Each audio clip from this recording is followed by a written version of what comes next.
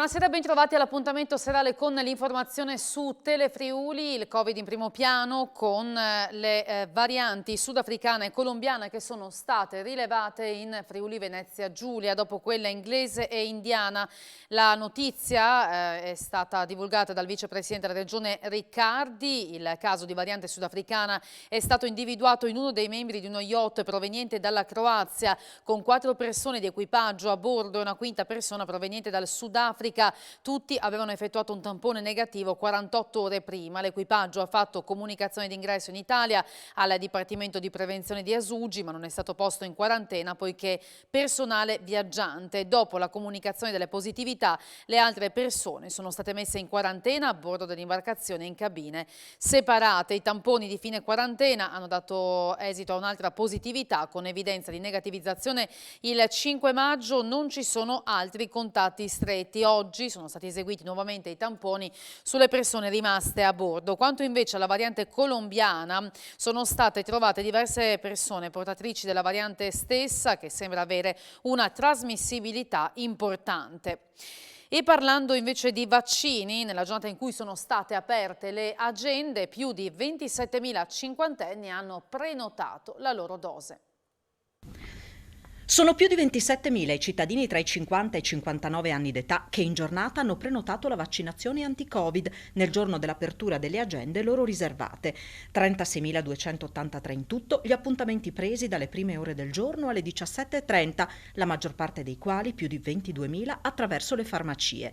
Più di 8.000 cittadini hanno invece utilizzato la web app, con attese anche di un'ora per poter iniziare la procedura online. A fare il punto sull'andamento della campagna vaccinale sono stati il presidente Massimiliano Fedriga e il vice Riccardo Riccardi.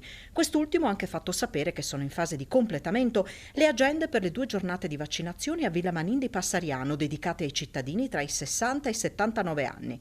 Sono programmate 2.000 somministrazioni di Johnson & Johnson in un'unica dose.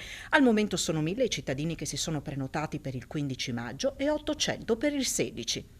Nonostante le prenotazioni per gli over 50 sembrino buone, per cui va detto un grande grazie ai cittadini della regione, commenta Cristiano Sciauli, segretario regionale del Partito Democratico, gli ultimi dati ci dicono che nella percentuale fra dosi consegnate e somministrate siamo al terzultimo posto, peggio di noi fanno soltanto Sicilia e Sardegna.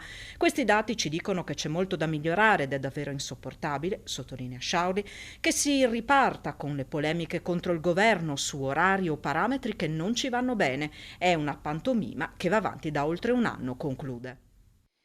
E al segretario del PD regionale replica il capogruppo della Lega Mauro Bordin. I dati del sistema vaccinale in Friuli Venezia Giulia sono fra i migliori in Italia. Questo si aggiunge il migliore indice di occupazione delle terapie intensive. Ma se qualcuno pensa che questi dati siano sufficienti per fermare lo stillicidio di polemiche del Partito Democratico, si deve ricredere, visto che ancora oggi Charlie ha colto l'occasione per polemizzare e criticare, ha chiuso Bordin. C'è una proposta che è stata avanzata dal Presidente della Regione Fedriga e Presidente della Conferenza delle Regioni relativamente all'indice RT, una modifica chiesta contestualmente all'introduzione invece dell'RT ospedaliero. Il tema è al centro di un incontro tra Governo e Regioni in programma per mercoledì, anticipato da un vertice dei tecnici delle Regioni organizzato per mettere a punto delle proposte. Già venerdì scorso Fedriga aveva definito l'indice RT un indicatore poco affidabile e aveva detto di preferire l'RT ospedaliero, ed è proprio su questo che puntano i governatori, chiedendo che sulla base di quest'ultimo siano attribuiti i colori alle regioni. Intanto in Friuli Venezia Giulia per il 4º giorno consecutivo non si contano nuovi contagi nelle strutture residenziali per anziani nelle aziende sanitarie del Friuli Venezia Giulia. Oggi in particolare su 1.435 tamponi molecolari sono stati rilevati 29 nuovi contagi, del 2% la percentuale di positività. Sono inoltre 374 i test rapidi, qui emersi 9 casi, il 2,4% del totale. Sono stati registrati 3 decessi, i ricoveri in terapia intensiva sono 22, mentre si riducono quelli negli altri reparti a 147, 6.216 le persone attualmente in isolamento. Si avvicina la chiusura dell'anno scolastico e già si guarda al prossimo. La priorità per la Regione è quella di ridurre il numero di ragazzi per classe.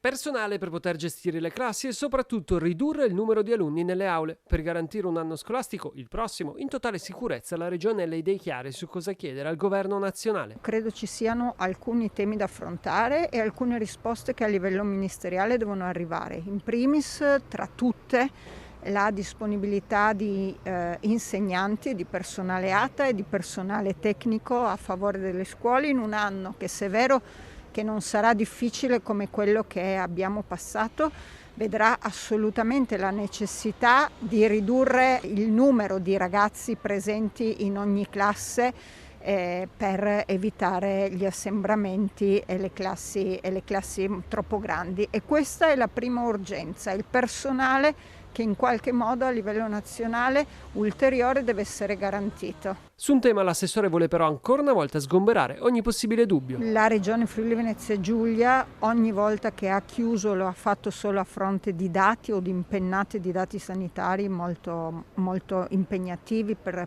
tutto il sistema e molto pericolosi per i ragazzi. A breve intanto arriverà anche a Udine la possibilità per gli studenti dell'università di poter prenotare il pasto nelle diverse sedi. A Trieste il servizio è stato presentato oggi. Applicazione che ci consente di estendere il servizio anche in poli non dotati di centro cottura, no?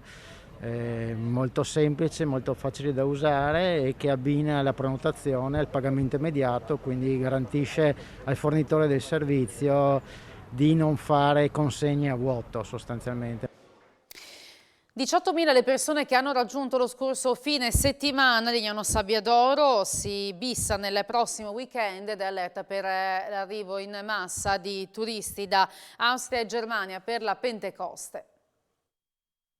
Complice il sole e il ritorno in zona gialla, Lignano Sabbiadoro è stata presa d'assalto da 18.000 persone nell'ultimo fine settimana. Tante infatti sono state controllate dalla polizia locale della cittadina balneare, cui si sommano i residenti. Se il meteo sarà clemente si bissa nel prossimo weekend del 15 e 16 per la riapertura degli stabilimenti balneari. E si guarda già con speranza, ma anche con apprensione, alla settimana di Pentecoste tra il 18 e il 22 maggio, per il possibile afflusso massiccio sulle nostre spiagge di turisti da Austria e Germania. Al momento non si possono fare previsioni sui numeri perché tutto è legato alla forma della limitazione del transito al confine. In base a quanto disporrà la normativa nazionale saranno strutturati di conseguenza i servizi di sicurezza. Oggi si è tenuto il primo incontro conoscitivo tra il prefetto di Udine Massimo Marchesiello, il sindaco Luca Fanotto, le categorie e le forze dell'ordine per fare il punto. Non sarà possibile rafforzare in maniera significativa il numero di pattuglie sul territorio, vista la concomitanza con il Giro d'Italia. È possibile che il primo cittadino emani un'ordinanza per contenere eventuali situazioni di rischio, come già fatto in passato, ad esempio con la sostituzione dei bicchieri di vetro con quelli in plastica. E sono state confermate per il 2021 le bandiere blu per Lignano Sabbiadoro e Grado. I due comuni sono gli unici in Friuli Venezia Giulia ad aver ottenuto il riconoscimento della Fondazione per l'Educazione Ambientale. Hanno dunque superato l'esame che valuta la validità delle acque di balneazione, anche l'efficienza della depurazione delle acque reflue, la raccolta differenziata, le aree pedonali, piste ciclabili, ma anche informazioni turistiche, segnaletica, giornate d'educazione ambientale. Per quanto riguarda gli approdi turistici, sono 12 in regione ad ottenere la bandiera blu 2021, tra questi una new entry, Porto Piccolo, Marina, Duino, Aurisina.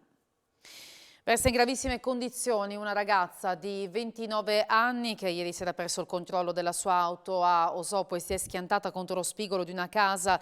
Nell'impatto è rimasta incastrata, liberata dai vigili del fuoco e ricoverata poi d'urgenza in terapia intensiva all'ospedale di Udine. La giovane vive a pochi metri di distanza dal punto dell'impatto.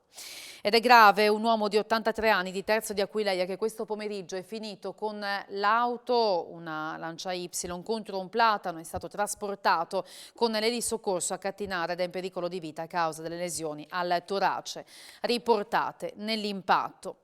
C'è stato questa mattina, poco prima delle 7, un incidente frontale a Campolessi di Gemmona. Sono 2 le persone coinvolte, una in condizioni serie anche se non sarebbe in pericolo di vita, una è stata accolta in ospedale in via precauzionale.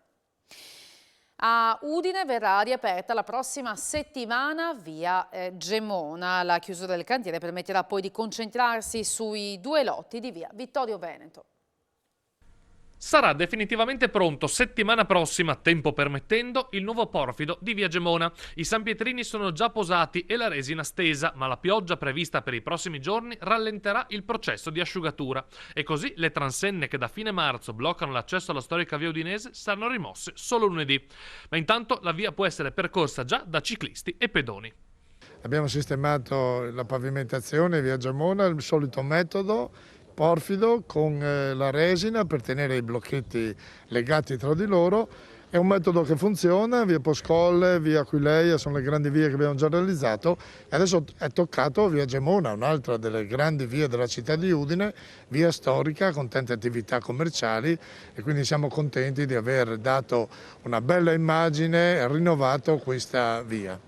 La chiusura del cantiere di via Gemona darà il là a quello di via Vittorio Veneto, la cui conclusione è prevista tra un mese. Poi sarà il turno di via Grazzano, per cui il comune prevede 4 diversi lotti. Finita via Gemona sono già in via Vittorio Veneto attualmente, hanno un mese di lavoro circa, anche lì più o meno più di 3/4 di strada in porfido. Dopo da lì andranno in via Grazzano, dove ci saranno 4 fasi. Quella è una via impegnativa invece, perché larga, stretta, lunga, messa un po' male, però l'intervento sarà in 2 mesi e mezzo. Chiudiamo con il calcio e con la salvezza del Pordenone che oggi a Lignano ha battuto 2-0 il Cosenza e grazie a questo appunto si è assicurata la permanenza in Serie B, evitando dunque l'eventuale spareggio proprio contro gli avversari di oggi. Primo gol messo a segno da Butic, entrato nell'ultimo quarto d'ora e subito a segno, e invece poi a chiudere i conti è stata un'autorete con il cronometro che segnava 94 minuti di gioco. Ne parleremo questa sera bianconero XXL. Ora vi lascio al meteo e poi l'appuntamento con lunedì in gol. Grazie per aver seguito il nostro telegiornale. Buona serata.